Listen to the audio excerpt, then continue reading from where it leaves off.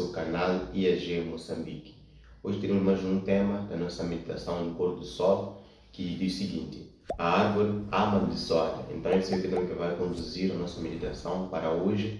E a nossa meditação está baseada no livro de Marcos, capítulo 11, os versos 12 até os versos 14. Então acompanhe-me nessa leitura.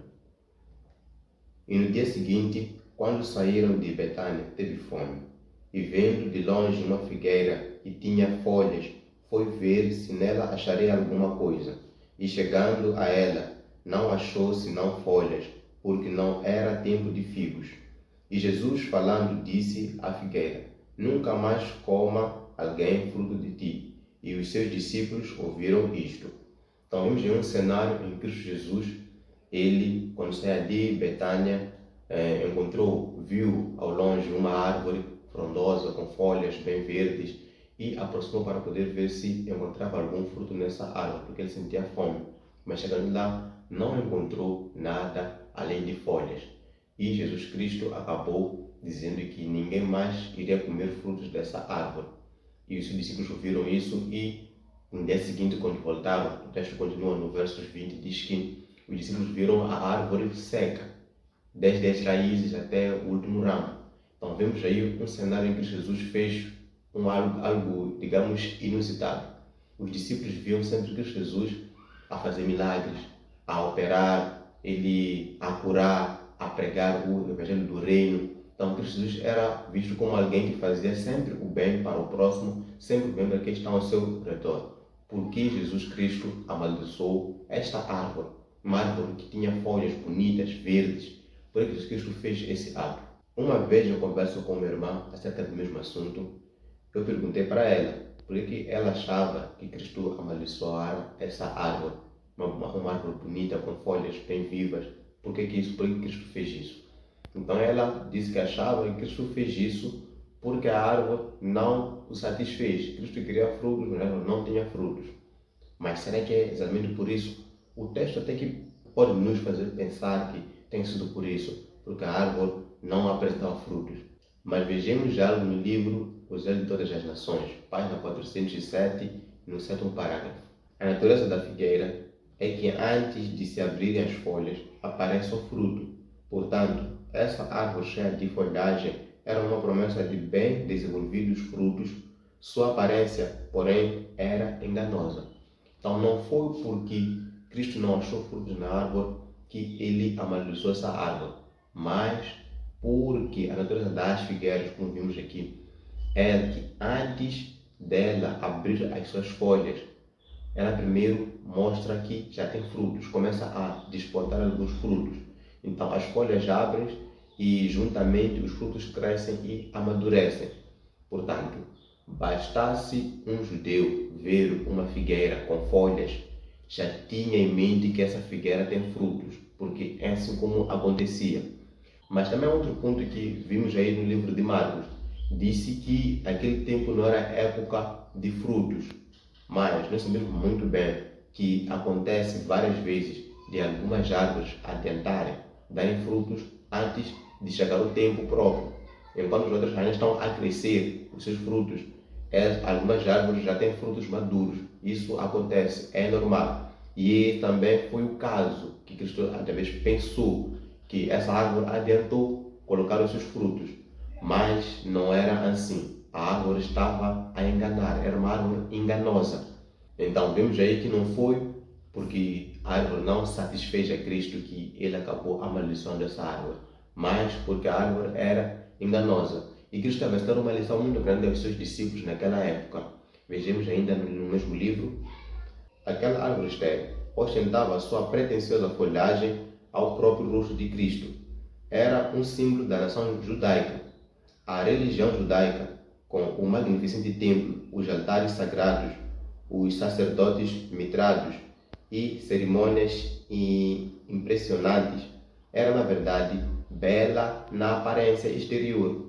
Faltava-lhe, porém, humildade, amor e beneficência.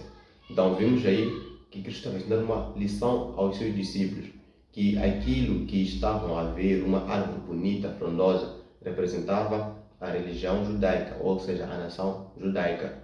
que aparentemente com o seu templo, com várias coisas bonitas que mostravam exteriormente, mas por dentro lhes faltava a beneficência, lhes faltava a justiça, lhes faltavam muitas coisas que têm a ver com os frutos do Espírito Santo, escrito no livro de Gálatas capítulo 5. Então, vemos que não adianta em nada aparentar algo, mas no fundo a pessoa não é assim. Hoje em dia muitas pessoas vivem de aparência, querem mostrar que possuem tal coisa, querem mostrar que possuem tal característica psicológica, física e por aí em diante, mas na verdade é tudo engano. Cristo não aprova esse tipo de atitude. Nós temos que ser pessoas verdadeiras, pessoas que vivem daquilo que falam, pessoas que fazem aquilo que acreditam. Então, vemos aí essa grande lição que Jesus estava ensinando aos seus discípulos. Mas podemos ainda pensar aquilo que aconteceu com os judeus. Podemos até começar a querer criticar esses mesmos judeus. Eles eram assim, assado, cozido. Mas nós temos que ter em conta que também a mesma advertência serve para nós nos dias de hoje. Vemos o livro Apocalipse, capítulo 3, e os versos 17. Como dizes, rico sou e estou enriquecido, e de nada tenho falta, e não sabes que és desgraçado, miserável e pobre e cego e nu.